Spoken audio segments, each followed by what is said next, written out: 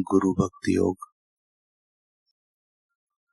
चाहे कितने ही दर्शन शास्त्र पढ़ लो, सारे विश्व का प्रवास करके व्याख्यान करो, हजारों वर्षों तक हिमालय की गुफा में रहो, वर्षों तक प्राणायाम करो, जीवन पर्यंत शीर्षासन करो, फिर भी गुरु की कृपा के बिना आपको मोक्ष की प्राप्ति नहीं हो सकती। रामायण में कहा है, गुरु बिन भवनिधि तरही न कोई, चाहे बिरंची शंकर सम होई। आध्यात्मिक गुरु यह नहीं दिखा सकते कि ब्रह्म ऐसा है या वैसा है। प्रत्यक्ष अनुभव होने से पहले शिष्य समझ नहीं पाता कि ब्रह्म कैसा है, किंतु गुरु कृपा शिष्य को अपनी हृदय गुफा में ही ब्रह्म का प्रत्यक्ष अनुभव गूढ़ रीति से करा सकती है। गुरु की आज्ञा का उल्लंघन करने से सीधे नरक में पहुंचते हैं। गुरुद्रोही खुद तो डूबता है, अपने कुल को भी कलंकित करता है। संत सताए तीनों जाए, तेज बल और पंश, एड़ा एड़ा कही गया, रावण कौरव केरो कंस। पातकी एवं स्वार्थी लोग सद्गुरु के लिए चाहे जैसी अफवाहें फैलाए, फिर भी सुज्ञ समाज एवं शिष्यगण सद्गुरु के पावन सानिध्य और उनकी मधुर याद से अपना हृदय पावन रखते हैं। गुरु एवं ज्ञानी महापुरुषों का सानिध्य मनुष्य जीवन में कभी कभी ही मिलता है। ऐसा यह दुर्लभ मौका है। संत तुकाराम जी महाराज संतों महापुरुषों के अवतार का प्रयोजन बताते हुए कहते हैं, हे संतों महापुरुषों, जड़ जीवों पर कृपा करने वाले माई बाप है आप। मैं पतित किस प्रकार आपकी कीर्ति का वर्णन कर सकता हूं। विशेष सुख लोलुपता में जड़ बने हुए लोगों का उद्धार करने तथा भक्ति भाव, धर्म, सदाचार, भगवन नाम जप और सच्चे सुख को बढ़ाने के लिए ही आपने अवतार धारण किया है। हे संतों, जैसे चंदन में स्वयं को घिसकर औरों को सुगंध देने का गुण होता है, ऐसे ही आप में भी जग में हो, अर्थात आप स्वयं कष्ट सहकर भी दूसरों को सुख देते हो। संत तुकाराम जी के इन पावन वचनों के साक्षात दर्शन संत तुलसीदास जी के जीवन के इस प्रसंग से कर सकते हैं। काशी में एक रूप लावण्य संपन्न एक प्रसिद्ध नृत्यांगना थी, जिसका नाम था वासंती। उस समय के राजा लोग भी उस पर मोहित थे। एक दिन उसे कहीं से रामचरितमानस मिल गई। वह बड़े प्रेम से नित्य उसे पढ़ने लगी। पढ़ते पढ़ते तुलसीदास जी के प्रति उसकी श्रद्धा बढ़ती गई और उन्हें वह अपना गुरु मानने लगी। उसके दिल में उनके दर्शन करने की उत्कंठा जागृत हुई।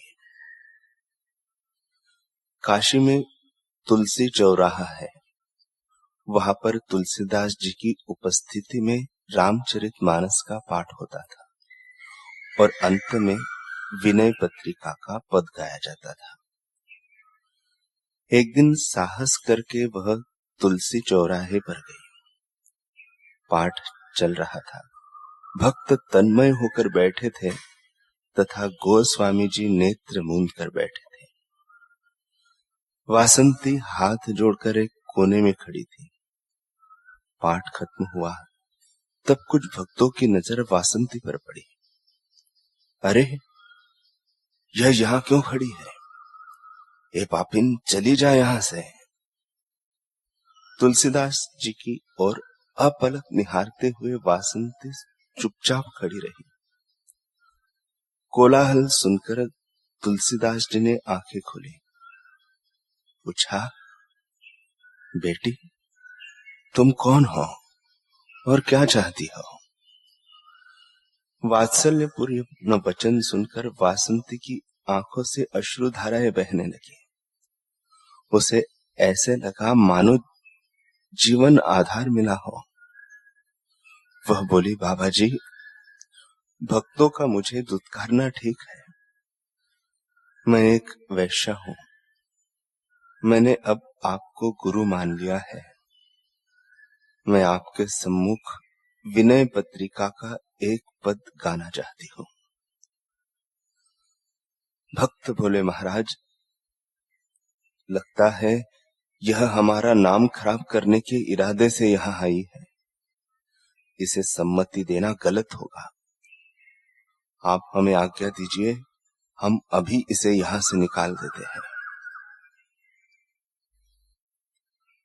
गोस्वामी जी ने भक्तों को समझाया, मैं भी कितना पतित था, फिर भी भगवान ने मुझे अपने दरबार से नहीं निकाला, अपनी शरण दी, तो यह इस दरबार में बैठने के लिए अपात्र कैसे हो? भगवान और भगवत प्राप्त संतों की दृष्टि एक जैसी ही होती है। भगवान श्री कृष्ण ने भी कहा है, अपि चेत सुत दुराचारो भजते मामन्य माउकः साधुरेव समन्तव्यम सम्यक व्यवसितो ही सह।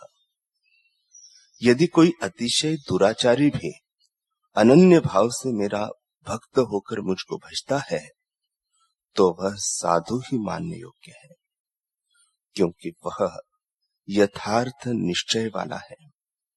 अर्थात उसने भली भांति निश्चय कर लिया है कि परमेश्वर के भजन के समान अन्य कुछ भी नहीं है। यह शीघ्र ही धर्मात्मा हो जाता है और सदा रहने वाली परम शांति को वह प्राप्त हो जाता है। भगवत प्राप्त संतों का सत्संग दरबार सबके लिए होता है। वह कोई भेदभाव नहीं होता है। पतितों का उद्धार करने वाला होता है। तुलसीदास जी की अनुमति पाकर वासंती ने गाया, श्री रामचंद्र कृपालु भजुमन हरण भव भय दारुणम नव कंज लोचन कंज मुख कर कंज पंत कंजारुणम सिर मुकुट कुंडल तिलक चारु उदारु अंग विभूषणम अजानुभुज शर चाप धर संग्राम जित कर दूषणम।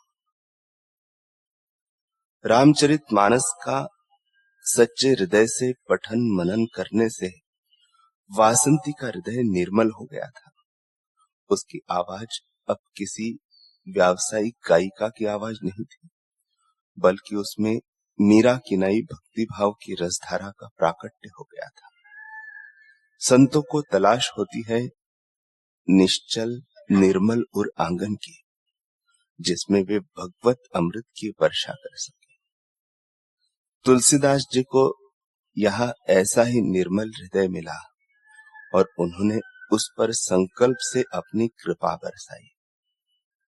अब बाहर से तो वासंती का शरीर वैसा ही दिख रहा था, लेकिन अंदर से वासंती वैश्या नहीं बनी थी। गोस्वामी जी ने उससे कहा, बेटी अब जागो, पाठ कीर्तन सत्संग में आते रहना।